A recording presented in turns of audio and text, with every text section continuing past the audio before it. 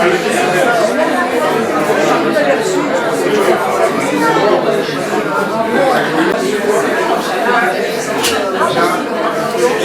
pense qu'on va pouvoir commencer. Bonsoir à toutes et à tous. Je suis de l'Université populaire de Saint-Michel-sur-Orge. Et pour ceux qui ne connaissent pas, c'est dans cette salle que l'on fait des conférences mensuelles. Cette année, il y a même 2 conférences mensuelles dans cette salle. Mais c'est la première fois que nous organisons un ciné-débat en partenariat avec les paniers de Lompon. Donc je ne vais pas parler longtemps, je vais passer tout de suite la parole. Je te remercie Michel. Voilà, nous on est les paniers Lompon. Les paniers Lompon, c'est une association qui est en fait un ensemble d'AMAP, 3 AMAP. AMAP, ça veut dire, vous savez ce que ça veut dire AMAP. Certains d'entre vous le savent, oui. Une association pour le maintien d'une agriculture paysanne. C'est un mouvement qui existe depuis un peu plus de 20 ans. Qui existe à l'initiative d'un couple de paysans qui s'appelle Daniel et Denise Guillon, qui ont une petite ferme, qui avait une petite ferme du côté de Toulon, qui étaient en difficulté et qui ont trouvé quelque part ce moyen pour s'associer à un groupe citoyen qui était là pour les aider, enfin qui s'engageait sur l'achat de leur récolte à l'année, un système d'abonnement, et qui ont permis de refaire vivre leur ferme dans ce partenariat équitable, avec d'un côté un paysan qui s'engage à fournir des parts chaque semaine, ce qui est un exercice techniquement assez difficile pour un agriculteur, et d'autre part un groupe de citoyens qui est là pour soutenir ce paysan et en retour qui reçoit un accès équitable à une alimentation saine, bio, etc. Donc ça a tellement bien marché que les AMAP elles se sont multipliées, il y en a eu des centaines, il y en a toujours des centaines. Ça a permis de maintenir beaucoup d'exploitations qui battaient un petit peu de l'aile. En région parisienne, ça a même été un petit peu différent parce que les exploitations maraîchères avaient quasiment disparu pour beaucoup d'entre elles et ça a permis, avec un lien fort avec les collectivités locales, de recréer des exploitations grâce aux AMAP qui permettaient à ces exploitations de démarrer dans une certaine sécurité financière. Et morale aussi, puisque le soutien d'un groupe, c'est quand même, pour un paysan qui travaille souvent seul, c'est quand même quelque chose d'assez appréciable. Donc dans l'ADN des AMAP, il y a le soutien aux paysans. Voilà. Mais dans l'ADN des AMAP, il y a aussi l'accès pour tous à une alimentation saine, durable, choisie, etc. C'est le sujet de ce ciné-débat. Voilà. Ce deuxième aspect des AMAP, c'est quelque chose qui a peut-être été un petit peu oublié, enfin qui est passé au deuxième plan, parce que il fallait d'abord soutenir des fermes qui avaient du mal à exister ou à se recréer. Par contre, c'est plus du tout vrai aujourd'hui. Donc ça, l'une de nos intervenantes, Émilie, va pouvoir en parler. Il y a énormément d'AMAP dans lesquels il y a des projets pour essayer de rendre cette alimentation saine beaucoup plus accessible à beaucoup plus de personnes. Ce qui n'est pas tout à fait vrai aujourd'hui, mais il y a plein de projets qui existent et qu'elle connaît très bien, du moins sur l'île de France. Donc ça c'est une chose. Comme on est tout à fait conscient par ailleurs de n'être qu'une toute petite pièce du puzzle dans le monde de l'alimentation, on a demandé aussi, enfin on a décidé de faire venir quelqu'un qui connaît très bien le programme alimentaire de l'agglomération, Cœur d'Essonne, qui s'appelle Sésame, en lien avec la ferme de Longueuil qui a été créée. Donc il pourra nous parler de ce programme alimentaire qui vise exactement le même objectif, mais avec des moyens différents. En particulier, il y a toutes les cantines scolaires, qui sont le moyen que possède je vais y arriver, une agglomération d'atteindre des gens qui ont peu de moyens, en particulier les enfants. Et puis François Bataillard, que vous connaissez peut-être parce vous êtes de Saint-Michel. Non. Nous sommes installés sur Avrainville. Avrainville. Mais bon, les voisins. Voilà. Et donc François Bataillard est là aussi un second titre, puisqu'il est directeur du champ des fleurs ou du chemin des fleurs, le chemin des fleurs, qui n'est pas exactement inamable, non, c'est même pas inamable du tout, mais par contre, bon, il y a des points communs, hein, puisque ça fonctionne aussi sur abonnement, C'est ça. avec un engagement du citoyen mangeur sur une année. Exactement. Mais par contre, c'est aussi une entreprise d'insertion. Voilà. Donc là, le but principal est sans doute, vous êtes très orienté sur cet aspect entreprise d'insertion. C'est d'ailleurs notre mission première. Hein, Voilà. Enfin, je pourrais y revenir. Mais on y reviendra. Et puis on a également une troisième personne qui a une profondeur de vue beaucoup plus importante puisqu'elle est sociologue et qu'elle travaille dans ce domaine-là depuis des années. Elle est d'ailleurs dans le film. Et donc c'est Bénédicte Bronzy qui est là avec son petit garçon, qui est très sage pour le moment. Et je crois que je vais m'arrêter là.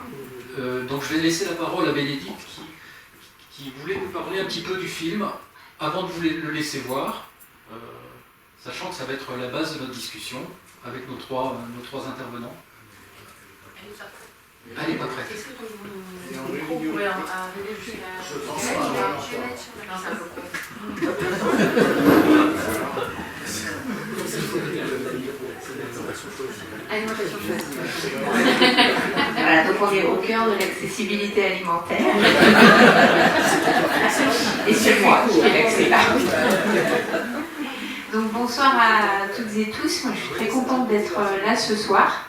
Merci au panier de Longpont et à l'université populaire de Saint-Michel-sur-Orge en fait de me donner l'occasion de vous rencontrer, et d'échanger avec vous sur cette question difficile aujourd'hui qu'est l'accessibilité alimentaire. C'est difficile parce que finalement on a un peu pris conscience d'un problème qui était là, mais dont on parlait difficilement avec la crise sanitaire.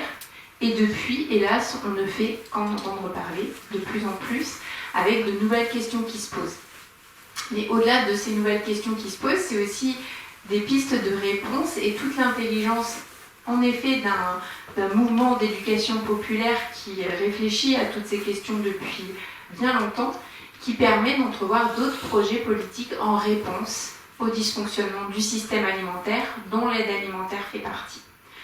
Moi, je voulais vous dire quelques mots sur ce film, qui est un film qui a été voulu par le réseau des CIVAM, les centres d'initiative de valorisation du milieu agricole et rural, dans le cadre d'un projet de recherche, un projet CASDA, donc un projet financé par le ministère de l'Agriculture, où des paysans se posaient la question, des paysans d'une agriculture nourricière, parfois bio, en tout cas des alternatives, se poser la question de savoir ce que mangeaient les personnes qu'ils ne voient jamais, en se disant, nous, en fin de compte, on nourrit une catégorie de population, et il y a tout un tas de personnes, on ne sait pas ce qu'ils mangent, ni comment ils mangent.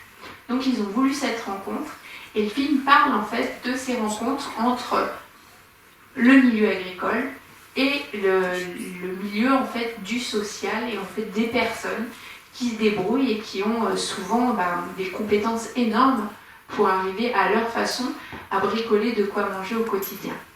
Donc ce film, il a ensuite été confié à deux personnes, Jean-Baptiste Delpia et Olivier Péillon. Ouais, c'est ça.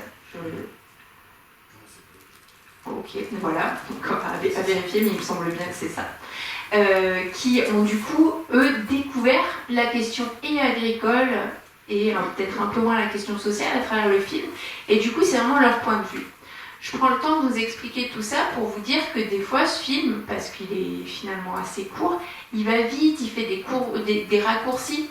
Il faut du coup se mettre un petit peu dans la peau des paysans qui ont voulu dire des choses, montrer des choses, et à la fois dans la peau des acteurs sociaux qui intervenaient dans ce film, et de se dire que beaucoup de documentaires se font en plusieurs fois, et là il y avait très peu de moyens, donc il a été fait très rapidement, et c'est finalement les premières paroles qui ont été retenues, il n'y a pas de deuxième prise, donc c'est un film très vrai, qui vient vous plonger dans la réalité d'un travail de recherche qui aujourd'hui eh bien, permet aussi d'être un support au projet politique qui est la sécurité sociale de l'alimentation, dont on parlera tout à l'heure. Alors maintenant, c'est à moi d'essayer de lancer le film. Des tas d'astuces pour vous les altérer et par les nuits de... Très bien, désolé d'interrompre la chanson, et c'était presque une berceuse, mais bon, je suis largement endormi. Pardon, après, apparemment tout le monde a les yeux ouverts. Ce que nous avons voulu ce soir, Micro devant la bouche, s'il te plaît. pardon, c'est que vous l'avez vu, vous l'avez entendu, le film aborde de nombreux sujets et nous ne sommes pas en mesure de vous proposer de tous les aborder dans le temps qui est nôtre aujourd'hui. Et sans a priori une volonté de hiérarchisation, ce que nous avons fait, c'est un choix. Et ce choix, il a été guidé par la fin du film, finalement. Quelque chose qu'on entend à différents moments dans le film et qui apparaît beaucoup plus nettement à la fin du film à travers ce qui est lâché et dont vous a parlé en introduction à ce film, qui est la sécurité sociale de l'alimentation. Ça nous a intrigués, ça nous a intéressés. Et ce que nous voudrions, c'est à travers l'évocation de deux exemples qui sont un peu du territoire quand même, très proches pour l'un d'entre eux, un peu plus éloigné pour l'autre, voir quelles sont les initiatives en ce sens. Parce qu'aujourd'hui, la sécurité sociale de l'alimentation n'existe pas. Pour autant, il y a un certain nombre d'initiatives, vous les connaissez, mais il y en a d'autres, et c'est ce qu'on a voulu essayer de découvrir à travers les exemples et ceux qu'on a invités pour nous en parler. Mais aussi et peut-être surtout, avec l'objectif de mieux cerner cette volonté, celle de nourrir tout le monde de manière saine et durable, et surtout ce qu'elle implique de changement dans la manière d'aborder le système alimentaire actuel. Pour ne pas rester enfermé dans l'aide alimentaire d'un côté et l'élitisme, si je puis me permettre ce mot, de l'autre, mais j'expliquerai pourquoi tout à l'heure. Alors ce que j'aurais voulu témoigner, il y a bien évidemment une chose qu'on ne dit pas, mais je vais le dire quand même, vous interrompez le débat quand vous voulez, pour la question que vous voulez poser, puisque c'est d'abord vos questions auxquelles on répond. Mais pour vous aider à entrer un peu dans le débat, nous avons demandé à deux intervenants qui connaissent parfaitement les initiatives en la matière, et tout d'abord François Bataillard, puisque François Bataillard, qui a déjà un long engagement auprès des plus démunis, a eu une idée, j'imagine que vous ne l'avez pas eu tout seul, mais vous nous expliquerez comment elle est venue, celle des chemins des fleurs, qui associe à la fois de l'aide, de l'alimentation et de l'insertion. Est-ce que vous voudriez bien nous indiquer comment est venue cette idée saugrenue ?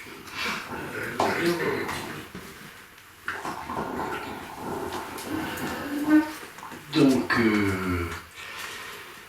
en 1991, un monsieur qui était travailleur social a imaginé de créer un jardin de production maraîchère biologique à vocation d'insertion socio-professionnelle.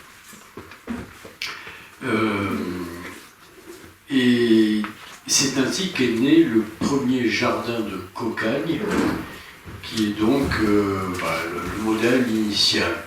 Puis ensuite, ces jardins se sont multipliés au point d'être plus d'une centaine en France et de se fédérer sous la forme d'un réseau national qui s'appelle le réseau Cocagne.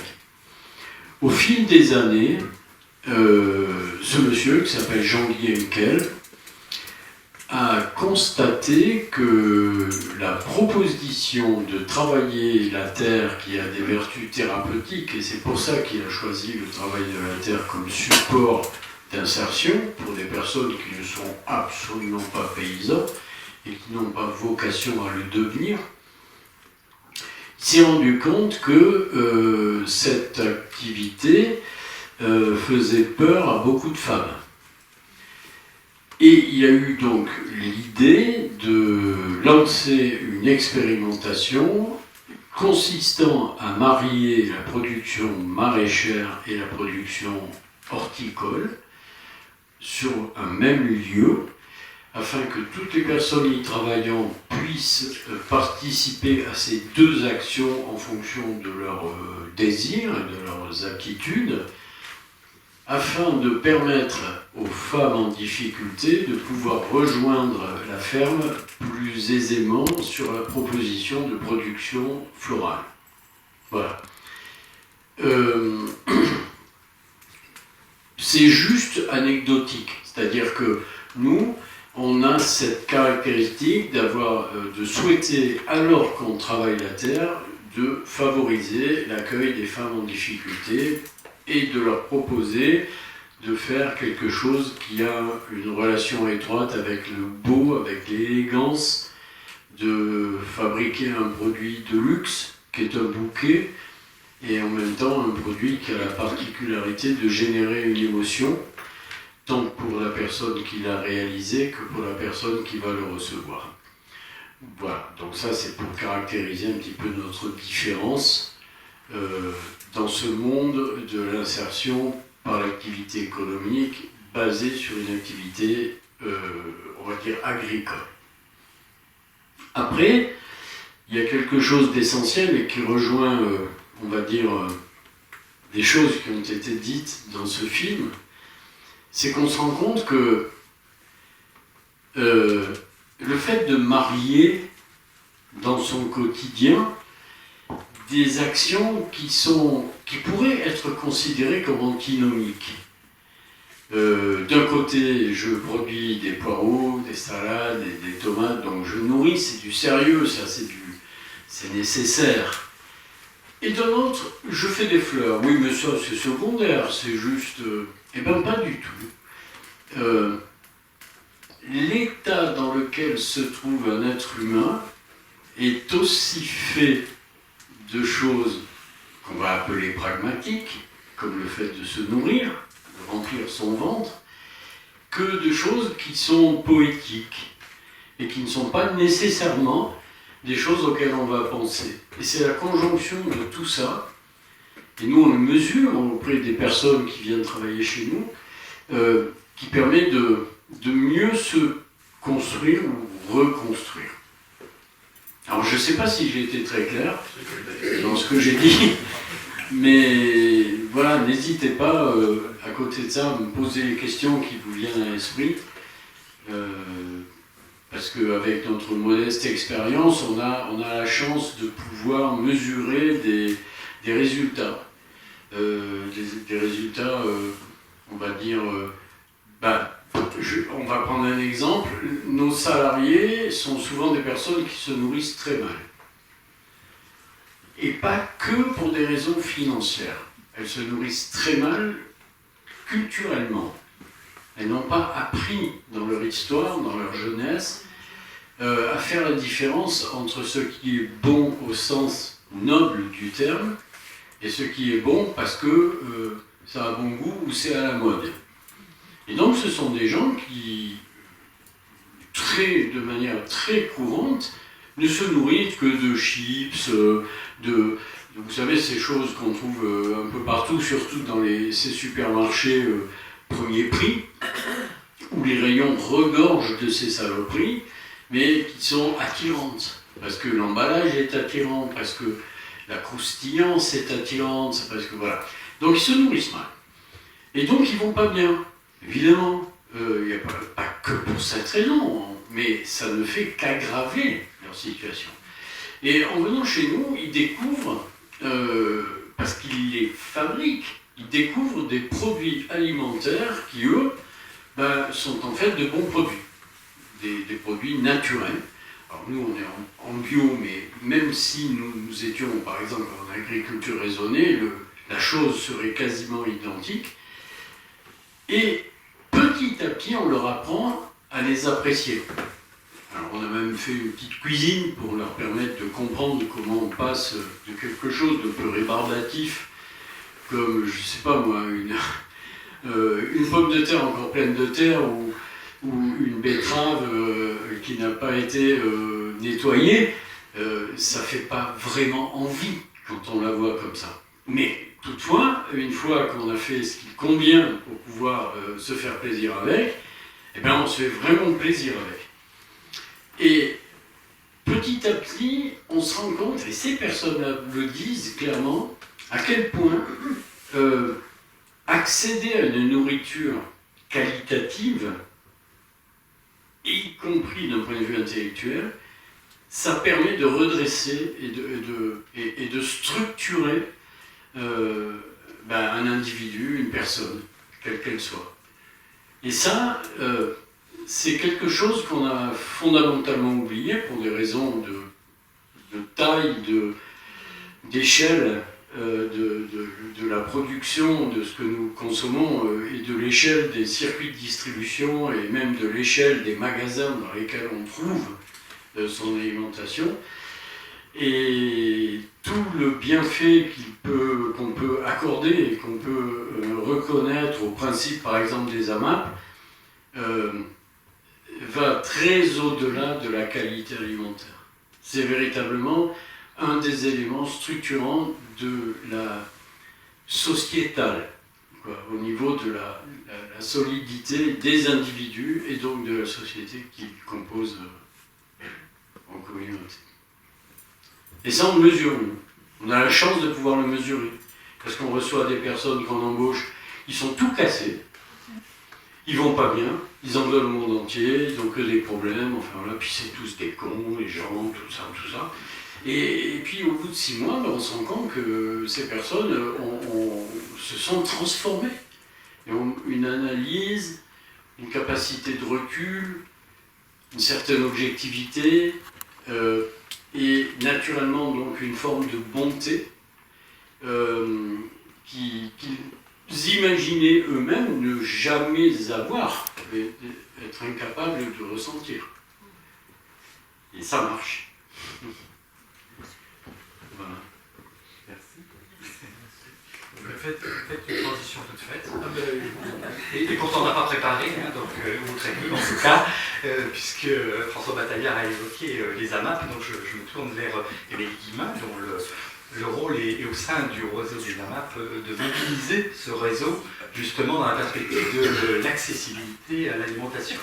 Et donc la question qui me vient, c'est comment un réseau qui est normalement constitué pour soutenir l'agriculture paysanne, le maintien de l'agriculture paysanne, en vient à se préoccuper de la santé alimentaire de tous les Français.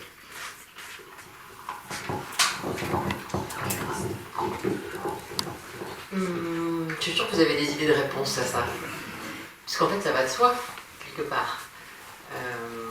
On le voit pas mal dans le film, en fait. On a des consommateurs, on a des gens qui ont envie de manger, et puis on a des producteurs qui ont envie de nourrir et qui ont envie de nourrir tout le monde.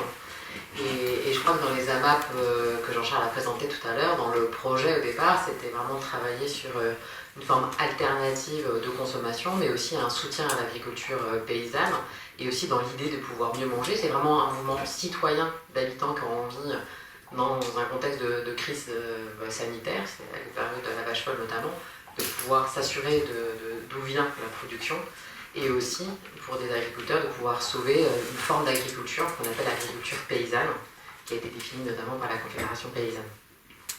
Et pour le coup, il n'y a pas de limite, ça s'adressait à tout le monde. On sait que les paysans sont souvent en difficulté économique, et on voit bien dans la population que c'est une frange de la population qui augmente de plus en plus. Donc aujourd'hui, au réseau des AMAP, on veut soutenir l'agriculture paysanne, mais ça fait partie d'un des principes fondamentaux de la charte des AMAP que de s'adresser au plus grand nombre et d'ouvrir les AMAP au plus grand nombre. On a l'impression en effet que dans les AMAP, il y a une forme de sociologie un peu homogène. Vous êtes nombreux dans les AMAP et c'est des questions qu'on se pose, mais depuis longtemps en fait. Depuis les premières AMAP, cette question de mais à qui on s'adresse et pourquoi les gens à côté de moi ne viennent pas, d'où ça vient, et c'est des échanges. Alors chaque AMAP est très différente, vous imaginez, parce que chacune a sa propre histoire. Mais c'est des choses qui arrivent quand même régulièrement dans les AMAP, dans les discussions. Moi j'ai aussi eu l'occasion d'être AMAPienne dans plusieurs AMAP en Ile-de-France, et c'est des choses qui reviennent, encore une fois, avec des manières différentes. La première c'était à Saint-Ouen, en effet on se posait la question, l'AMAP est née d'un bouche à oreille en fait, on se parlait les uns aux autres, donc forcément il y a une forme d'homogénéité dans les gens qui arrivent dans l'AMAP, puisque c'est un principe de bouche à oreille. On n'a pas communiqué sur les AMAP au départ. C'était vraiment nos voisins, nos amis, les profs de nos enfants, etc., qui rentraient dans la MAP. Et aujourd'hui, on se pose justement la question de mais comment on fait pour parler de ce système-là aussi à d'autres? Parce que les préoccupations qu'on peut avoir, nous, en tant qu'Amapiens, de bien manger ou de soutenir une forme d'agriculture, on les retrouve dans plein de franges de la société.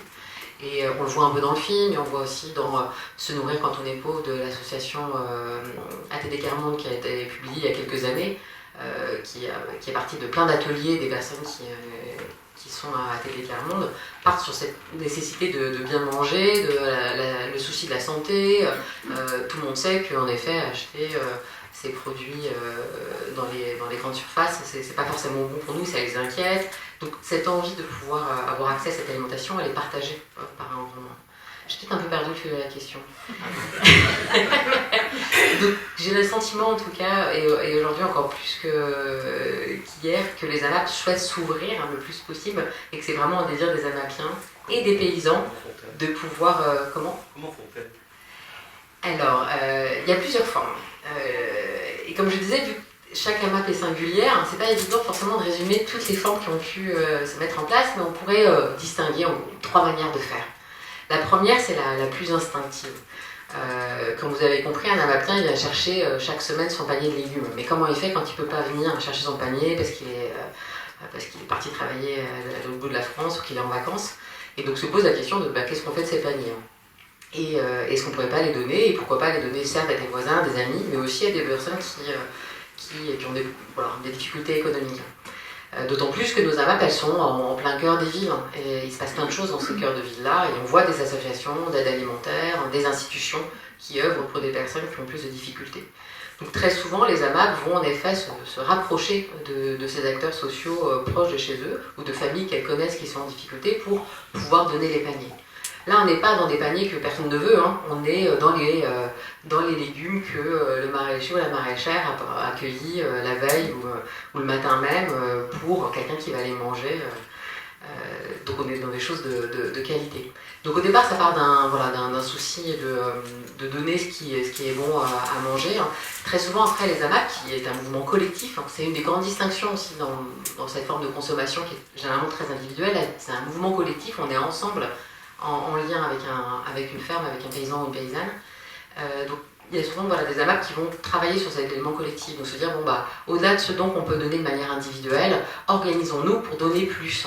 Donc en mettant en place des cagnottes solidaires, par exemple dans les AMAP, où les AMAPiens peuvent donner pour pouvoir donner à des structures associatives qui vont redistribuer, ou à des institutions.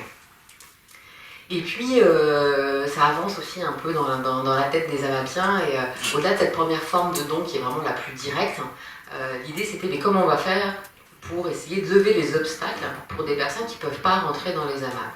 Et les obstacles, ils sont plein d'ordres différents. On pense tout de suite à l'obstacle financier, ça peut en être un, mais il y a aussi plein d'obstacles culturels, pratiques, géographiques, qui font qu'à un moment donné, certaines parties de la population d'une ville ne vont pas rentrer dans une AMAP. Donc les AMAP ont commencé à réfléchir à comment faire pour travailler leur accueil. Est-ce qu'il ne faut pas que notre lieu de distribution, qu'un deuxième lieu de distribution soit installé dans un quartier populaire de la ville?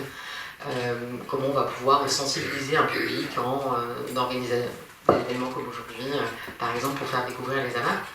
Et ils sont aussi intéressés à la question financière. Et là, l'envie est née souvent de pouvoir mettre en place des paniers avec des tarifs accessibles.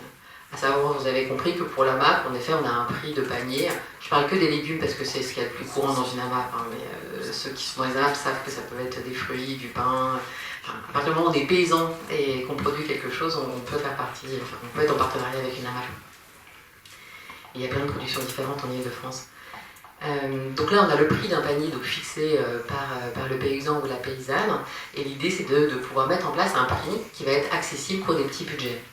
Mais tout en ne demandant pas aux paysans de faire l'effort de baisser son prix, mais bien d'essayer de trouver un complément financier. Donc là, les AMAP se sont souvent tournés aussi, là encore une fois, vers les acteurs sociaux qui étaient proches de ces jeux. Donc ça peut être le centre d'action sociale, ça peut être une association comme le Secours catholique, le Secours populaire, qui vont justement s'adresser et organiser des actions auprès d'un public en difficulté économique pour pouvoir identifier des familles, pour pouvoir trouver un moyen de s'adresser à ces familles-là. Et ils ont aussi cherché après des partenaires financiers. Parfois, ça peut être les mêmes personnes. Donc, en gros, très pratiquement, comment ça se passe, si je vais vous donner un exemple, ce sera plus simple. Par exemple, la map d'Anthony, qui s'appelle la blette humaine, on aime beaucoup les jeux de mots dans les AMAP, avait son lieu de distribution dans le centre social de la ville. Et donc, il y avait pas mal de familles qui passaient dans le centre social et qui voyaient ces distributions et qui étaient intéressées par ces légumes. Et puis, voilà, ça semblait trop cher pour eux. Ils ont eu la chance dans la map, la directrice du centre social était aussi très intéressée par la question de l'alimentation et avait envie de permettre aux personnes d'agir par elles-mêmes sur ces questions-là. Et donc ils ont monté un projet ensemble. L'idée, ça a été donc de fixer un prix, je crois que c'est 20% du prix du panier qui est proposé pour ces familles, identifiées par le centre social. Ces familles deviennent des adhérentes de la map comme n'importe quelle autre personne. Personne ne sait qu'elles ont un prix différent des autres et elles participent à toutes les actions de la map comme tout le monde. Et le prix est complété par d'une part un don des Amapiens qui le souhaitent, et tout ce qui reste va être payé par la mairie d'Antony directement au maraîcher. Le maraîcher a toute sa place aussi, là je vous parle d'initiative d'AMAP, mais dans tous ces systèmes de dons, de paniers accessibles, la ferme a directement, parfois impulse des projets, parfois va apporter un soutien par ailleurs en donnant ou voilà, en trouvant d'autres systèmes, mais il y a toujours ce partenariat qui est toujours très fort. Donc ça c'est un peu la deuxième forme, là je vous parle d'un partenariat avec un centre socioculturel, mais très récemment là on a accompagné la création d'une nouvelle AMAP avec le Secours catholique et des bénéficiaires du Secours catholique, où ils ont décidé, après multiples ateliers de réflexion avec des habitants et des personnes, de travailler sur l'alimentation en créant une AMAP solidaire. Où là, dès le démarrage, les AMAPiens vont payer un peu plus leur prix de panier pour permettre à des personnes en difficulté d'avoir un panier à moindre prix. On fait plein de fiches expérience aux AMAP, donc si vous avez envie d'avoir du détail, je peux vous donner plein de choses. Il y a une première forme le don, deuxième forme les paniers accessibles, et une troisième forme, parce que j'ai voulu distinguer parce que c'était une philosophie un peu différente, c'est de partir du principe de différencier les prix de panier en fonction de sa situation économique. Donc là, on se rapproche presque petit à petit de la sécurité sociale de l'alimentation, à savoir, on va avoir le même panier, mais en fonction de là où on se situe dans la map, on ne va pas payer le même prix. Et donc il y a des gens qui vont payer plus cher, des gens moins cher. Alors, dans les AMAP, on n'est pas des acteurs sociaux, on ne peut pas aller vérifier les fiches de paye de qui que ce soit. Donc tout passe généralement par un système, enfin, c'est tout le temps comme ça, déclaratif. Donc, mais on va essayer de se situer par rapport à nos charges, par rapport à nos revenus, par rapport à la composition de notre famille, ou même parfois par rapport à notre capital. Et on va dire, moi je suis capable de payer ce montant-là, ou ce montant-là, et d'autres autre chose. Ce qui va permettre. Alors, parfois c'est un système assez simple. Dans une AMAP, par exemple celle de l'Ourcq, à Paris, eux ils font un système de le prix de panier fixé par le maraîcher, et puis plus 2 euros ou moins 2 euros. Ce qui permet assez simplement de trouver un équilibre. D'autres structures comme Patate 12, un peu les jeux de mots, donc dans Paris 12e, eux, dès la création de l'AMAP, ils ont mis un système assez complexe de prix différentiel de panier en fonction de du RAD, ils appellent ça le revenu annuel de je ne sais plus quoi, disponible, sûrement, c'est ça, qui leur permet là aujourd'hui, 15 ans après, ça fait 15 ans que ça existe ce système, d'avoir un prix de panier qui commence à être à 7,50 € et qui finit à 22 €. Donc ça va permettre en effet à des publics étudiants ou autres de pouvoir bénéficier d'un panier comme tout le monde et d'être amapien comme tout le monde, et donc surtout de ne pas sentir de stigmatisation au sein de la MAP. Et c'est ça qui change tout. En fait, vraiment dans la MAP, les expériences qui ont lieu aujourd'hui, qui se développent de plus en plus, c'est vraiment d'être parti sur l'inclusion des personnes et donner à chacun la possibilité de pouvoir accéder à ces paniers de légumes surtout. Et maintenant, on aimerait réfléchir à aller plus loin que les légumes, à tous. Montrer qu'il y a une autre manière de faire. Merci beaucoup. Des questions peut-être? La question qui m'interpelle dans le système Java, c'est qu'on a des produits frais qu'il faut cuisiner. Et une grande partie des personnes qui ne peuvent pas accéder à ces produits frais, c'est parce qu'ils ne peuvent pas les cuisiner. Ils n'ont pas les moyens de le faire ou ils ne savent pas le faire. Et quelles sont les réflexions qui sont faites pour permettre aussi cet accès? Des réponses chez les deux intervenants, peut-être avant de passer la parole. Alors, le système d'AMAP, nous, on n'a pas vocation à ce que ça convienne à tout le monde. Et on sait que on a un certain nombre de choses indispensables pour en effet cuisiner. C'est-à-dire qu'on sait qu'il faut qu'on ait un minimum de choses pour cuisiner, une cuisine déjà, et de quoi cuisiner. Donc c'est certain qu'on ne va pas s'adresser à une population qui vit dans la rue aujourd'hui, ça serait décalé. Après, il y a plein de réflexions justement qui sont mises en place pour voir comment cuisiner. Alors déjà dans les AMAP, c'est un réservoir de réflexions, de recettes, de comment on fait pour faire les choses, et on passe beaucoup de temps à ça. Et on essaye de mettre en place dans ces AMAP-là justement plein de systèmes pour permettre cette diffusion de connaissances, et alors par des WhatsApp ou autre, pour que tout le monde se sente à l'aise et pas quelqu'un qui ne sait pas ça ou autre. On passe beaucoup de temps à expliquer comment on cuisine les légumes et comment ils sont produits, bien sûr. Et il y a aussi plein de réflexions amenées par les paysans. Dans la map de Clamart qu'on a créée avec le Secours catholique, Simon de la ferme des Trois Parcelles réfléchit aussi beaucoup à mettre dans son panier de légumes des légumes qui peuvent être cuisinés, mangés crus, et à réfléchir à comment on les mange crus, à réfléchir justement à comment on compose son panier pour avoir en tête la question du coût énergétique pour faire cuire des betteraves, etc., etc. Donc je donne des éléments de réponse. Je pense qu'on ne peut pas répondre à tout, mais par contre on a des éléments dans les AMAP pour réfléchir entre mangeurs et avec les paysans à d'autres manières de cuisiner. Alors, c'est vrai que bien évidemment, le fait de savoir transformer soi-même la matière première qu'est un légume, ou pas qu'un légume d'ailleurs, c'est un problème extrêmement épineux, très difficile à gérer, et qui nécessite de revisiter un petit peu et l'éducation de tout un chacun.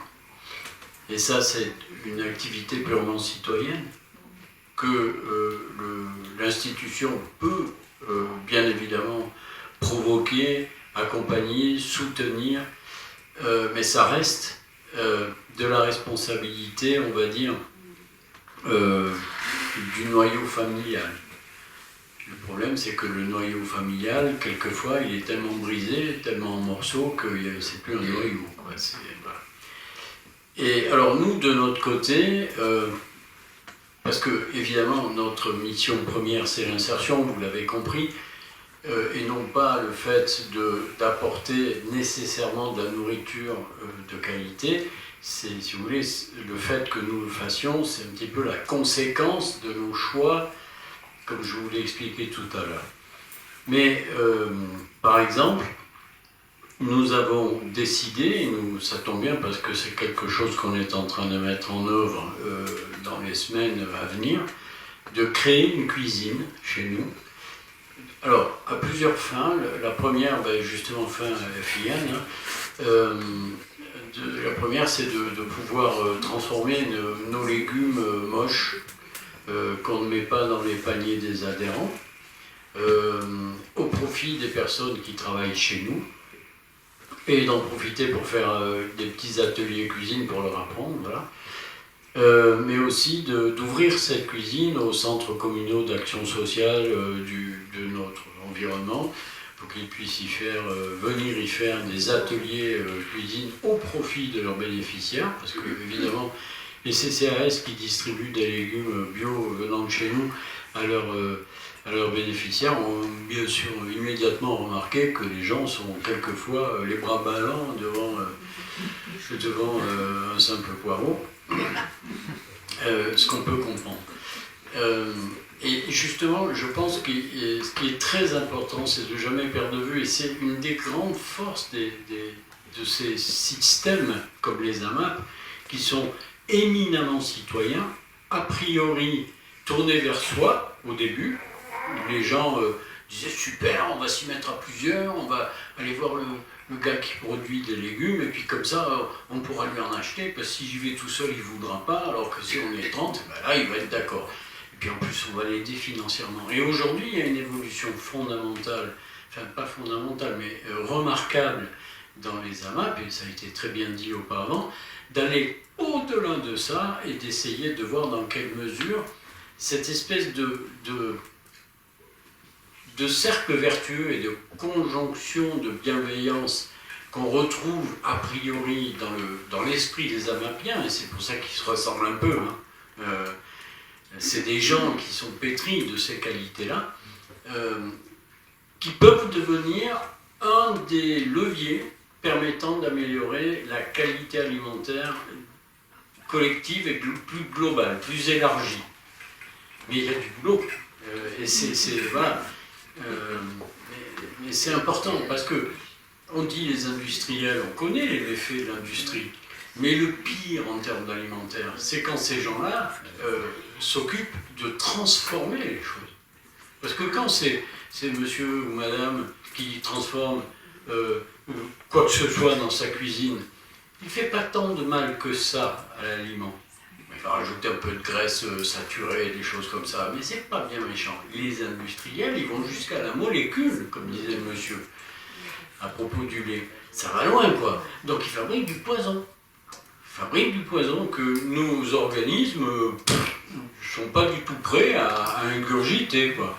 Alors après, avalanche de cancer, et j'en passe. Mais voilà, donc ça aussi c'est important. Et c'est bien que ça dépasse le côté qualité de l'alimentation. C'est que c'est un des éléments, parce que tout ça déstructure une société. C'est pire que de tuer 100 personnes. Ça tue un concept, y compris une démocratie. Et ça, voilà, ça commence à devenir inquiétant, quoi. Et c'est vrai que toutes ces actions-là vont dans le bon sens. Enfin, il faut que je m'arrête. Un autre, oui, de toute façon, on est obligé. Mais tout ça est intéressant parce que ce qui montre, je ne sais pas si ça vous a frappé, en tout cas dans le film, en tout cas nous, ça nous a frappé, c'est l'ampleur. On a quand même parlé de 8 millions de personnes qui, de plus ou moins, font appel à l'aide alimentaire d'urgence. On est sur de l'aide alimentaire d'urgence et on voit parallèlement les dérives du système. À tel point que ce qui est évoqué, c'est ça qui vous intéressait, c'est qu'on en vient à se dire que la manière de s'en sortir, c'est de socialiser l'alimentation. Alors est-ce que c'est un vieux pieu ou on peut y arriver ?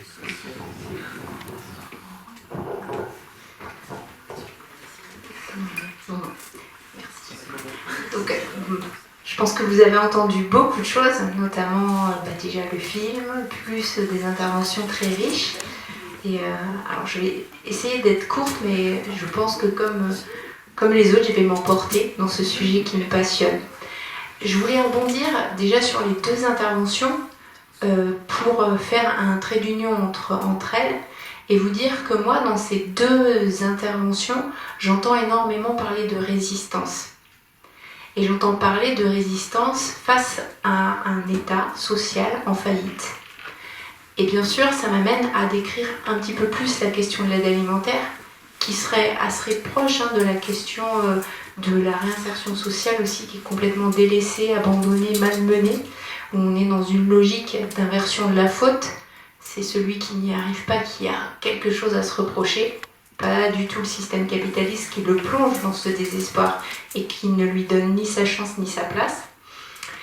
Et donc c'est important de se dire que oui, ces résistances-là, elles viennent nourrir la société d'autres choses, mais au jour d'aujourd'hui, elles ne sont pas suffisantes. Elles sont essentielles parce qu'elles nous unissent, elles nous réunissent, mais si on regarde ce qui se passe dans l'aide alimentaire, depuis la création des restos et l'action des autres structures, on a de plus en plus de demandeurs. À chaque crise, en 2008 face à la crise économique et plus récemment à cause de la crise sanitaire, on voit les chiffres doubler. Donc ça vient nous dire quoi ? Ça vient nous dire que en fait, ça ne fonctionne pas. Et ça nous invite à essayer de décrire et de comprendre pourquoi ça ne fonctionne pas malgré toute l'énergie et la bonne volonté qui y est mise. L'aide alimentaire, c'est une mission qui devrait être répondue par l'État, qui est parti aux conventions internationales et qui du coup, par le fait de ces conventions internationales, devrait mettre en place le droit à l'alimentation sur son territoire. Le choix de la France, c'est de ne pas se plier à cela.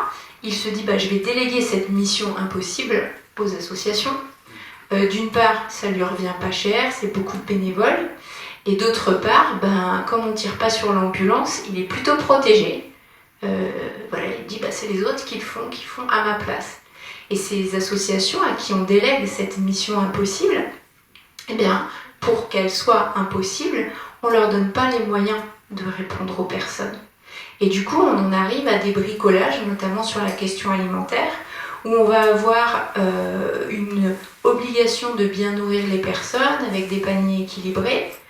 Mais quand les associations demandent de quoi faire des paniers équilibrés, des produits frais, de quoi permettre aux personnes de cuisiner, vous avez bien eu raison de souligner que beaucoup de personnes n'ont pas de quoi cuisiner, et bien en fait là, il y a personne pour venir répondre à tout ça.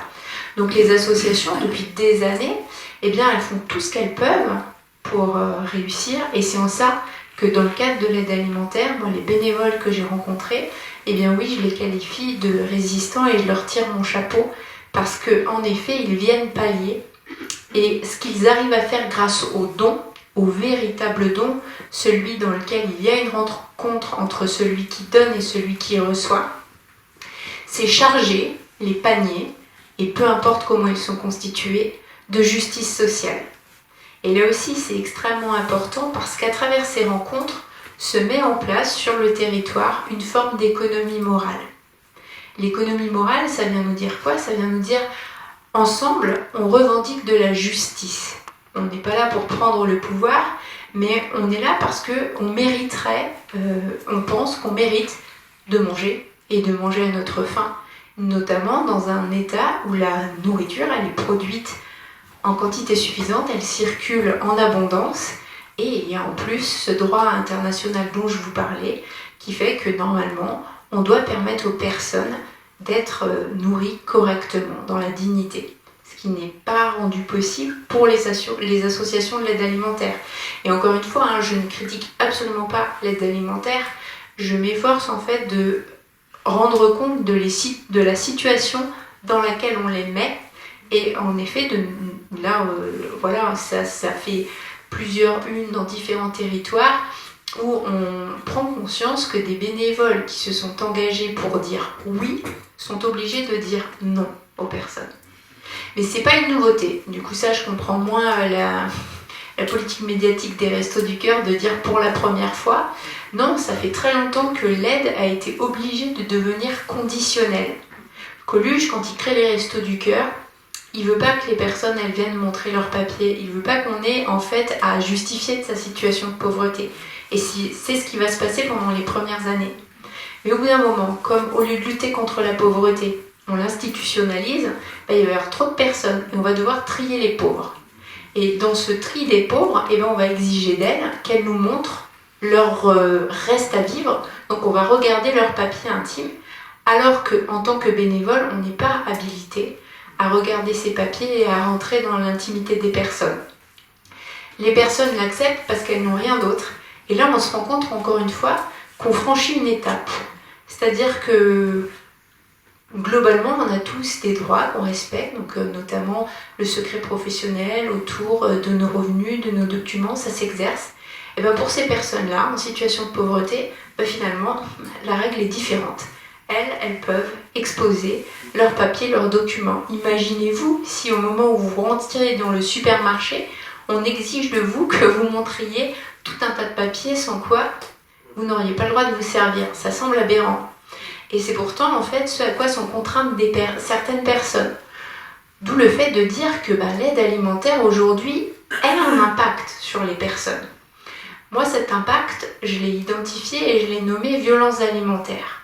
Du coup je me répète un peu, les violences alimentaires, ça vient parler d'un état dans lequel la nourriture circule en abondance, d'un état dans lequel le droit à l'alimentation devrait être mis en place, mais au sein duquel la nourriture est confisquée pour tout un tas de personnes, ce qui va avoir des répercussions et psychologiques et physiques sur les personnes. Et ces répercussions, elles sont irréversibles. J'ai trouvé très intéressant tout à l'heure ce que tu disais à propos des personnes qui finalement cuisinent pas, etc. Ce matin, on discutait avec une personne qui fait de l'art, en fait, du théâtre, plein de choses avec des personnes en situation de précarité alimentaire. Et on échangeait sur le fait que pour beaucoup de personnes, il y a un oubli de ce qui a pu être transmis ou ce qui aurait été transmis au niveau de l'alimentation parce qu'on ne peut plus le faire. Ou encore une fois parce qu'on a quitté son pays et que ça devient même douloureux de le faire. Et donc la mémoire est ainsi faite que, on coupe avec toute une part de son identité.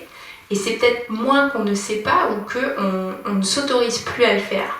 Et du coup, c'est vrai que le retour à la terre permet de se reconnecter avec des savoirs et des savoir-être et des savoir-faire qui sont essentiels.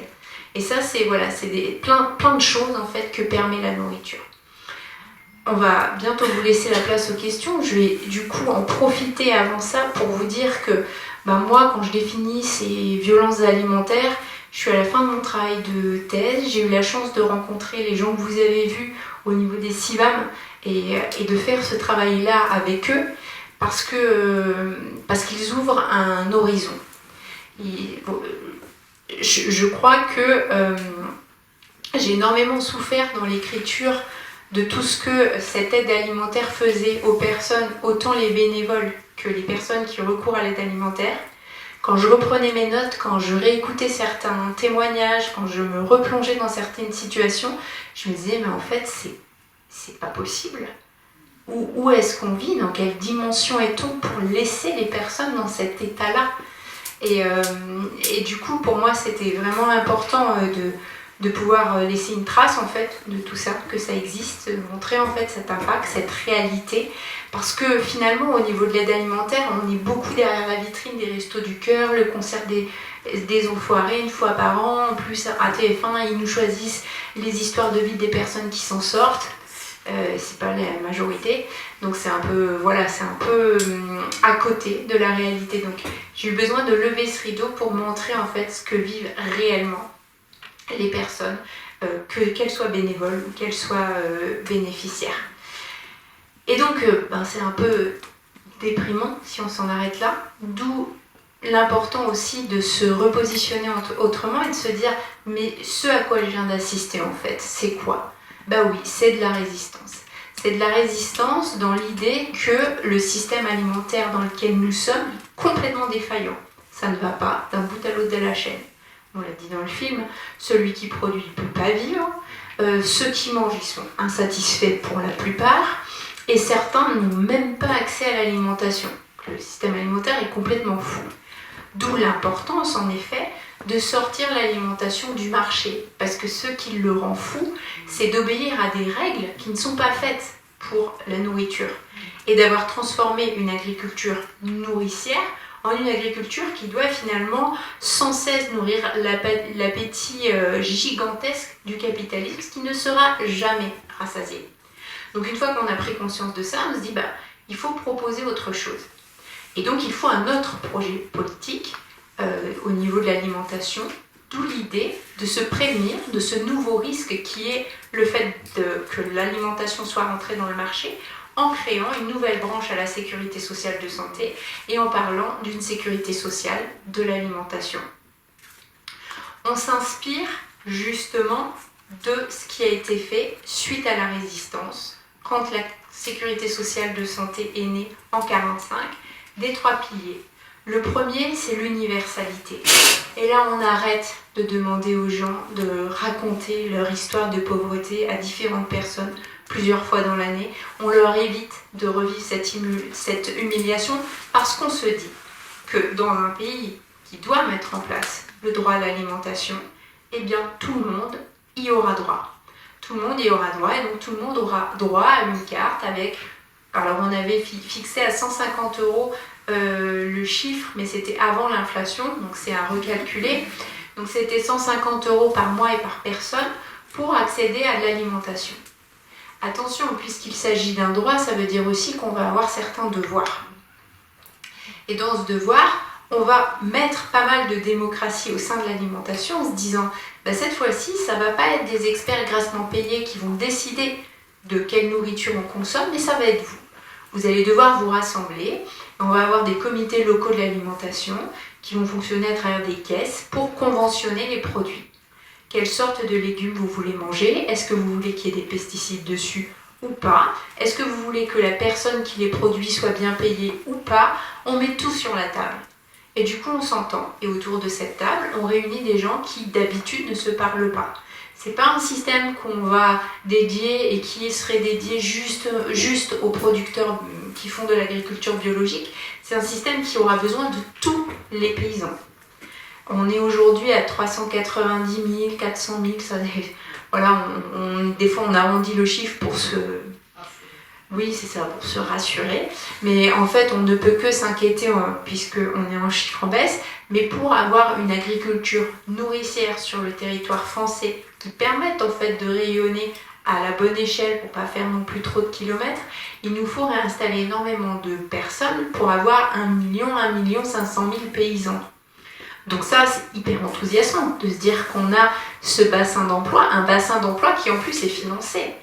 Puisque grâce à ce système de conventionnement qui est complété par le 3e pilier qui sont les cotisations, eh bien c'est s'installer et savoir que parce qu'on va produire correctement une agriculture nourricière, on aura un revenu qui sera assuré puisque les gens auront une carte qui leur permet d'acheter en priorité nos produits. Alors certains me disent « Ah, mais ça va pas passer au niveau de l'Europe, au niveau... » Ben, en fait, on s'en fout.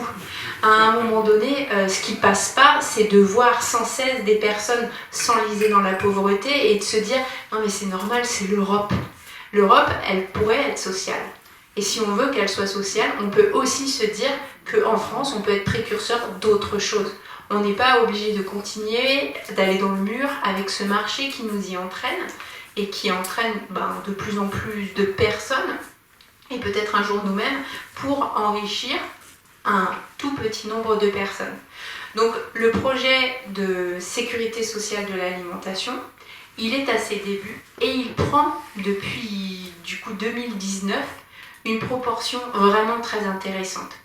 Et ça aussi, moi je trouve que c'est peut-être un moment historique qu'on est en train de vivre, où pour une fois j'ai l'impression qu'on tient quelque chose qui fait peur et où finalement que ce soit l'État, que ce soit l'agro-industrie, ils ne savent pas trop bien comment réagir par rapport à ça. Il y a 2 ans de ça, du coup la Macronie s'est dit « Ah oui, c'est super la sécurité sociale alimentaire », donc je crois qu'ils ont dit alimentaire, pas de l'alimentation. Eh bien nous on va le faire sous conditions de ressources, donc pour les pauvres, et comme dit Jean-Claude Balbo, que vous voyez dans le film, une politique pour les pauvres, c'est une pauvre politique. Donc on le ferait que pour les pauvres. Et puis, quel est le meilleur lieu dans lequel on peut trouver tous les produits, toute la diversité où le conventionnement est déjà fait? La grande surface. Donc en fait, ça serait ce qui peut être proposé à d'autres moments ne permet pas du tout de réinstaurer un levier démocratique et de se dire non, on va avoir des caisses, c'est nous qui allons décider comment fonctionnent ces caisses, et la cotisation, donc c'est nous qui allons avoir l'argent pour faire fonctionner ces caisses, et donc on reprend aussi une partie du pouvoir sur la question alimentaire.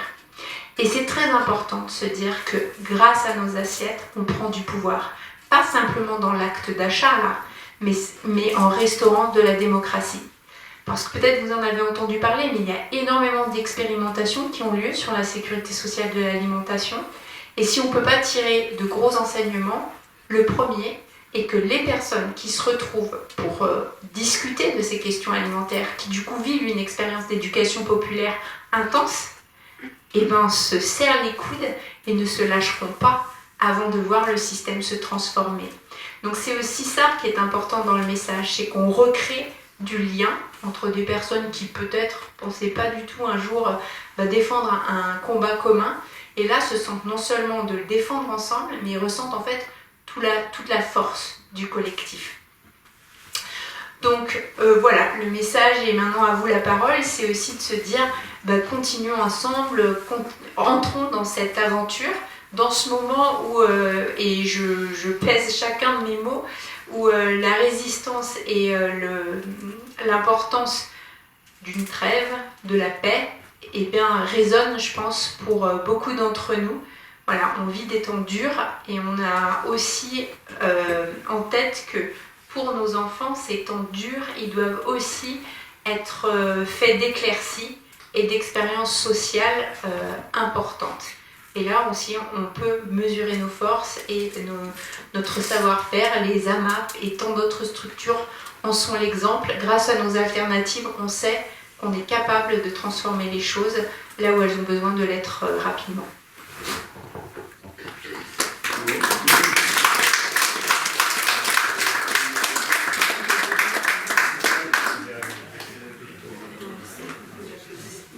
Des questions?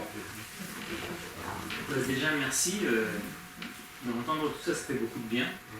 Je me suis pris en vous écoutant à rêver que ce soit un discours politique. Je sais que c'est pas demain, mais effectivement, parler de se serrer les coudes, et c'est ça qui. On est acteur aussi. Mais en fait, c'est un discours politique. La politique, elle n'est pas du tout réservée à ceux qui ont déjà négocié des choses qui ne nous ont pas dites en notre nom et qui du coup font le contraire de ce qui nous avait été promis. Et Coluche disait que la politique, c'est l'art de dire... Enfin, alors, je ne sais plus s'il disait l'art, mais en tout cas, c'est le fait de demander aux gens de quoi ils ont besoin, et le politique répond comment ils doivent s'en passer.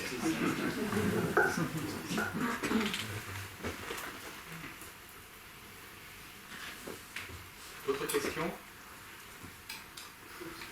Merci pour cette résistance et cette utopie, mais qu'en est-il de la FNSEA, du lobby vis-à-vis des instances européennes? Je vous sens proche de la Confédération paysanne, mais ça ne fait pas le poids. Alors, est-ce que ça fait pas le poids? Je sais pas. Les choses ont toujours changé à la marge. Je pense qu'il faut absolument pas minimiser nos adversaires. Pour le coup, est-ce qu'il faut les prendre comme adversaires? J'aurais tendance à penser qu'en fait, on n'en a pas tant que ça. Parce que à la FNSEA, c'est quelques dirigeants qui connaissent en effet, qui ont en fait des revenus souvent très conséquents, mais c'est des agro-businessmen, c'est pas les agriculteurs, c'est pas des paysans, c'est pas forcément les personnes dont on a besoin. Et par contre, je suis assez convaincue que lorsqu'on parle avec même des adhérents FNSEA ou des JA sur nos territoires, on partage beaucoup. Après, en fait, on est aussi dans une histoire politique où on ne peut pas s'en passer. Mais il faut arriver à permettre à chacun d'y trouver sa place. La sécurité sociale de l'alimentation, elle ne va en aucun cas contre la FNSEA. Au contraire, elle répond à des problèmes que la FNSEA ne sait pas résoudre. La pauvreté de ces paysans, le suicide de ces paysans, ils n'y répondent pas. Et là, en fait, on offre un débouché et ils ne sont pas complètement hermétiques à ça. Après, ça les oblige en fait à changer la logique du marché et c'est pour quelques-uns. Pour ceux qui aujourd'hui je pense que ça déchire le cœur d'un agriculteur de devoir détruire sa production ou qu'elle n'ait pas de débouché. Ça ne peut pas le satisfaire qu'on lui verse un moindre prix sous couvert qu'on le rachète pour de l'aide alimentaire et qu'en fin de compte, c'est pas payer le juste prix et voilà, ça correspond à rien en fait, toutes ces béquilles-là. Mais encore une fois, le problème c'est que les discours, vous parlez de discours politiques, avant qu'ils arrivent et qu'ils soient entendus aux oreilles de tous, ils sont déformés je sais pas combien de fois. Et du coup, par exemple, moi, peut-être ils vont dire « Ah, mais non, mais il y a une espèce de chercheuse, mais non, elle doit être payée par la Confédération paysanne pour aller raconter que... » Et en fait, on est dans toutes ces guerres en fait, de mots et de déformations où on ne se parle pas véritablement des choses. Et c'est en ça que les expérimentations, aujourd'hui, elles sont importantes parce qu'elles viennent déconstruire tout ça. On ne peut pas faire les caisses sans l'ensemble des agriculteurs qui sont sur les territoires. Donc on est bien obligé d'aller les voir, de savoir ce qu'ils produisent, comment ils produisent, de leur demander à combien tu voudrais vivre, est-ce que tu penses que tu peux te passer de certains pesticides, au bout de combien de temps, et comment on avance sur toutes ces choses-là.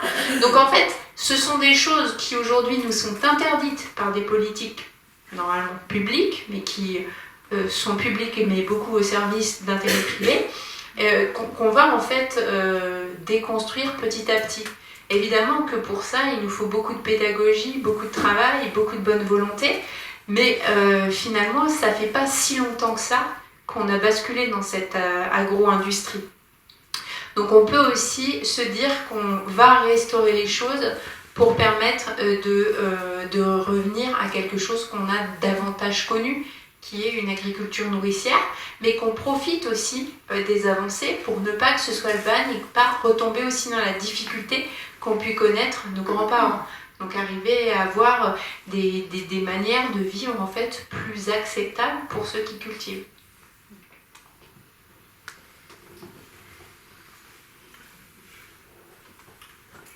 Encore une question? Moi je me pose une petite question, enfin c'est pas une question, c'est une crainte, une inquiétude, parce qu'en ce moment, enfin depuis déjà, je dirais, 2 ou 3 décennies, on est en train de mettre en cause le principe de la sécurité sociale au sens de 1945, c'est-à-dire qu'il y a des hommes politiques et des hommes non politiques, mais dans le monde des affaires, qui ont comme projet de la détruire, tout ça. Et donc de ramener toute la santé dans le giron, disons, du capitalisme, du produit, etc. Et je trouve ça formidable que, vous ayez eu l'idée, cette idée, parce qu'il faudrait tout bousculer, à la fois pour la santé et à la fois pour l'alimentation. Il y a beaucoup de choses comme ça. Ça en est vraiment cool. Alors, ce que je ne vois pas bien, c'est quel soutien, sur quel pilier, je sais pas, on peut s'appuyer pour faire avancer les choses. C'est ça que je ne vois pas bien. Concrètement... En fait, on en a beaucoup des raisons de faire avancer les choses. La première raison, c'est la faillite du système actuel, qui dépense beaucoup d'argent pour rien. Au contraire, on est dans une hausse de la pauvreté.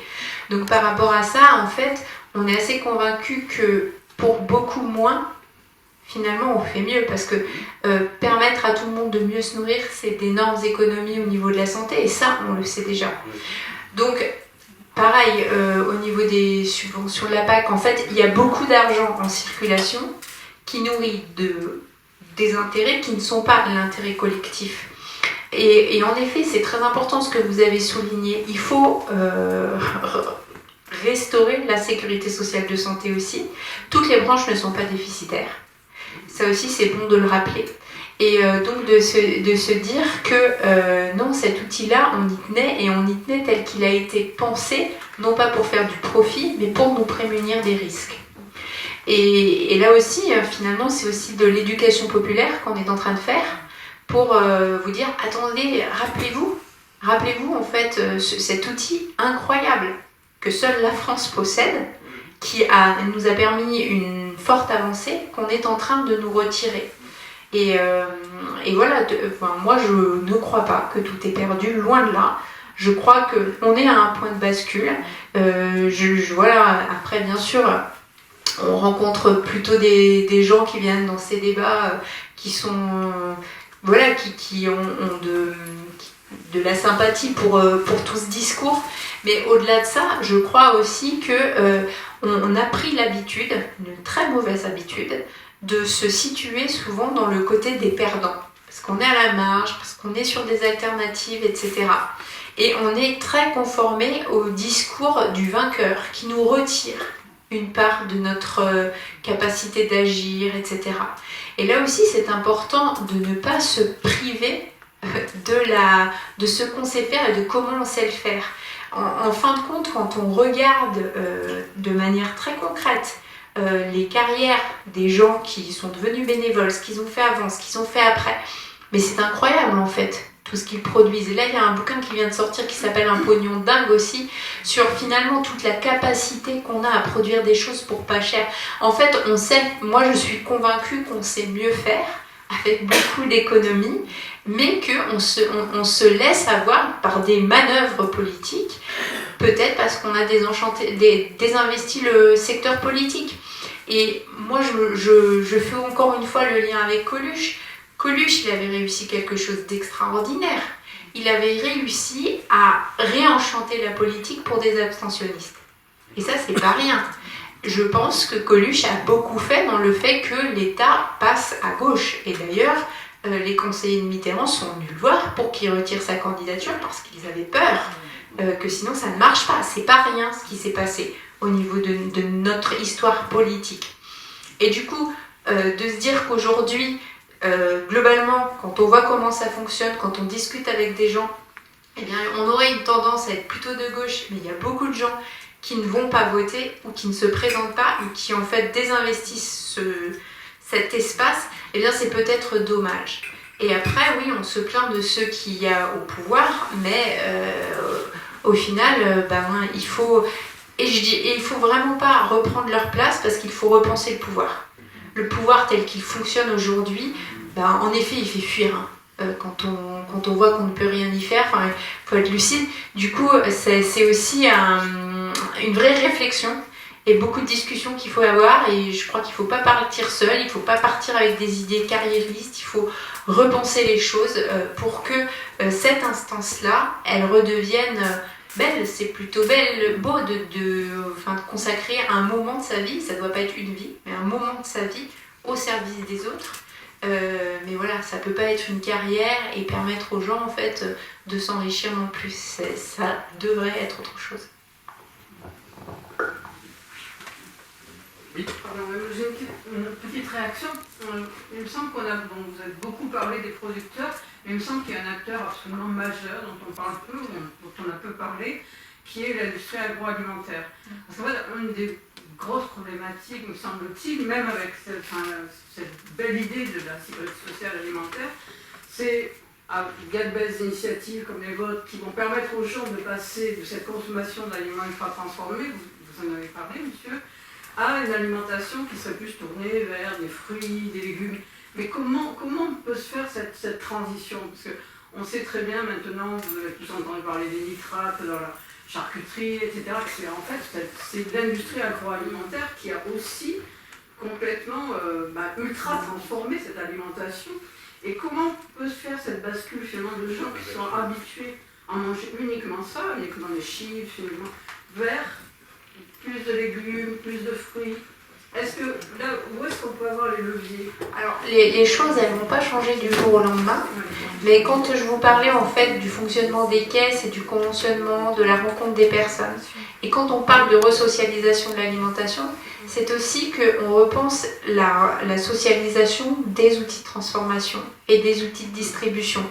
C'est-à-dire qu'on pense aussi comment on se réapproprie une usine. Alors, est-ce que c'est une méga usine dont on a besoin? Non. Est-ce qu'on veut plutôt des emplois dans lesquels les personnes ont des responsabilités et travaillent en étant bien dans leur peau sans faire les mêmes gestes répétitifs? Oui. Alors je donne ces réponses-là, peut-être que des gens qui se réuniraient décideraient que c'est autrement, et c'est ça la démocratie. Mais moi je fais un peu le pari, et les conventions citoyennes nous en ont donné la preuve, que quand les gens sont bien informés, ils prennent les bonnes décisions. Contrairement aux dirigeants et aux dits experts. Donc voilà, du coup c'est important de penser ça. Alors l'agro-industrie, comment elle va survivre à ça? Comment faire pression sur elle pour qu'elle permette aussi d'offrir une alimentation de meilleure qualité, même si elle est un peu transformée. C'est bien ça le problème en fait, c'est passer d'aliments bruts à une transformation, on l'a évoqué à plusieurs reprises. Aujourd'hui, moi, la pression, je la sens à l'inverse. C'est eux qui font pression sur nous. C'est-à-dire que sur par exemple sur la bio, si on prend ce secteur-là, eh bien, toutes les initiatives sympas qu'on avait, qui sont nées par exemple avant la crise sanitaire, j'ai en tête, en fait, quand je vous dis ça, je pense à un couple qui s'est installé pour faire des pâtes. Et donc, ils font des pâtes bio, avec du blé local, etc. Et puis, arrive la crise sanitaire, leur paquet de pâtes, il devient trop cher pour de nombreuses personnes. Mais le paquet de pâtes bio, il est dans le rayon du supermarché, mais c'est pas le leur. Et d'ailleurs, quand on va dans les supermarchés de la région dans laquelle ils se sont installés, on a les pâtes du coup de l'enseigne qui sont en bio et pas du tout chères. Donc, sous quelles conditions, comment sont produites ces pâtes, là aussi il faut qu'on en discute. Et les leurs sont dans un autre rayon très lointain, finalement de produits locaux qu'il faut aller chercher au fin fond du magasin et vont coûter beaucoup plus cher. Donc du coup, en fait, c'est ça aussi, la pression, c'est eux qui la mettent, c'est eux qui fixent les prix. Donc finalement, on va rétablir un rapport de force. Il ne faut pas penser comment eux, ils vont s'en sortir. En tout cas, moi, ça, c'est pas ma préoccupation. Mais ma préoccupation, c'est comment on fait pour que les autres existent aussi. Et après, que les supermarchés continuent d'exister sur des produits non conventionnés, très bien. Mais on a aussi un circuit conventionné qu'on protège. On ne dit pas du tout, il faut arrêter telle production, tel produit. Tout peut continuer. Alors du coup, il y a des fois des petites frictions dans le collectif autour de ça, mais en disant « Ah mais vous continuez à faire vivre le modèle capitaliste », bah oui, c'est pas la dictature. Enfin, donc à un moment donné, les choses, elles vont prendre le temps qu'elles doivent prendre pour que ça se fasse de manière démocratique et que chacun s'y retrouve. Il y en a pour qui c'est évident aujourd'hui, il y en a pour qui peut-être il faudra 5, 10 ans pour comprendre en fait ce qui se passe et avoir le temps de transformer tout ce qu'ils ont connu depuis toujours et se dire que c'est comme ça, que ça peut fonctionner et que ça doit fonctionner. Et même si, voilà, donc du coup on est aussi dans ce temps long dont on a besoin quand on ne veut pas imposer les choses à l'autre, mais lui permettre de faire et de vivre sa propre expérience. Oui, une petite réaction sur une question. Si on ne peut pas organiser une sécurité sociale alimentaire à l'échelle nationale, institutionnalisée, avec des lois, etc., est-ce qu'on peut commencer avec les AMAP à le mettre en place, nous, localement, tous ici, commencer à mettre en place concrètement, à commencer ensemble. Alors oui, complètement. Alors ça c'est une très très bonne dernière question peut-être. Donc je vous invite vraiment à aller voir le site Sécurité sociale de l'alimentation sur lequel vous allez pouvoir voir les différentes expérimentations. Et dans ces expérimentations, on en a des très abouties. Vous avez dû entendre parler de la caisse de Montpellier, donc qui regroupe 400 personnes. Alors vous n'avez pas entendu parler, donc il y a une caisse à Montpellier dans laquelle, qui regroupe 400 personnes. Il y a des personnes qui cotisent à hauteur de leurs moyens, chacun récupère 100 monas et ils vont les distribuer dans les établissements que le collectif a conventionnés. Ça, c'est une expérimentation en effet très aboutie. Mais dans d'autres formes d'expérimentation que moi je trouve très abouties et qui ont nécessité beaucoup moins de levée de fonds que celle de Montpellier, dans lequel il y a eu besoin que la métropole participe, mais aussi la Fondation Carasso, il y a eu un appel de fonds, etc., pour trouver de quoi faire fonctionner cette caisse. Eh bien, on a à Cannet un conseil local de l'alimentation de Cannet, donc c'est le CLAC, qui s'est mis en place, où là, ils se sont dit, nous, on ne va pas expérimenter une caisse tout de suite, on va travailler sur le conventionnement. Donc les gens se sont réunis et ont commencé à dire comment on conventionne un produit, quels seraient nos critères, quel doit être le territoire, le prix qu'on accepte. Puis ils ont fait intervenir des chercheurs pour bien comprendre le fonctionnement du système alimentaire, se réapproprier les choses. Et aujourd'hui, ce conseil local de l'alimentation, il vient expliquer son aventure dans d'autres territoires, parce qu'en effet, c'est aussi une façon de s'approprier les choses, de mieux comprendre le système alimentaire, et ils vont aller maintenant vers une expérimentation de caisse. Il y a d'autres territoires, Toulouse, Bordeaux, Grenoble, là c'est vraiment une décision politique forte. Ils ont décidé de consacrer l'argent de la taxe foncière à l'expérimentation. Donc là, je pense qu'il y a un peu une manœuvre politique des Verts de dire nous on va faire les premiers comme ça, super. Donc du coup ils y vont et voilà, et donc chacun essaie un peu de tâtonner pour voir en fait comment expérimenter ces caisses partout sur le territoire, et ça va nous donner plein d'éléments pour arriver un jour avec un projet de loi béton, économiquement beaucoup plus musclé que ce qu'on est aujourd'hui, parce qu'on doit, on doit se frotter en fait à la réalité de cotisations possibles, de ce que les gens sont prêts à accepter ou pas. Les gens ont souvent l'impression, parce qu'on parle de cotisations qui vont perdre de l'argent, alors que finalement c'est de l'argent qu'on réinjecte dans autre chose, qui peut leur faire des économies sur tout un tas d'autres dépenses. Donc là aussi, il faut qu'on explicite, qu'on montre en fait qu'est-ce que ça va représenter dans le budget de chacun selon le type de personne pour que ça devienne concret. Donc on est en train encore et on a besoin de chacun d'entre vous pour venir aider, participer à ce projet, poser les bonnes questions pour avoir un projet de loi solide qui nous permette de transformer le système alimentaire en France. Merci beaucoup. Je pense qu'on a à peu près épuisé toutes les questions. 3 petites choses pour terminer. Tout d'abord, remercier, et vous pouvez l'applaudir, pour la qualité de l'intervention. L'autre petite chose, c'est vous dire que Bénédicte Bonzi ne vous a pas tout dit. D'ailleurs, elle a tout mis dans un livre qui est en vente ici et que vous pouvez acheter et vous pouvez en faire votre miel. Et puis la troisième chose, qui est quand même très très importante, c'est que Bénédicte Bonzi vient d'inventer un nouveau système de conférence, puisque c'est la conférence lestée. Merci beaucoup.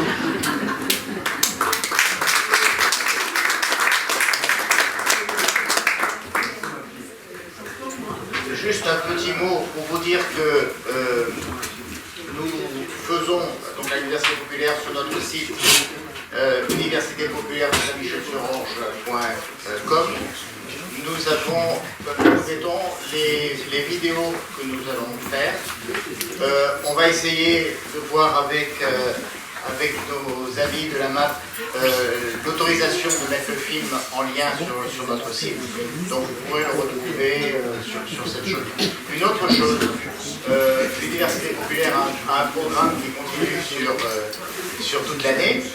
Et c'est le moment où je vais passer la parole à Michel pour qu'il parle de la prochaine conférence. Alors c'est mardi prochain, ça sera de la culture, mais pas de la culture alimentaire, ça sera de la culture artistique, puisque je propose une conférence sur le romantisme et de la croix. Donc c'est mardi prochain à la même heure dans la même salle. Merci beaucoup. Bonne semaine à vous.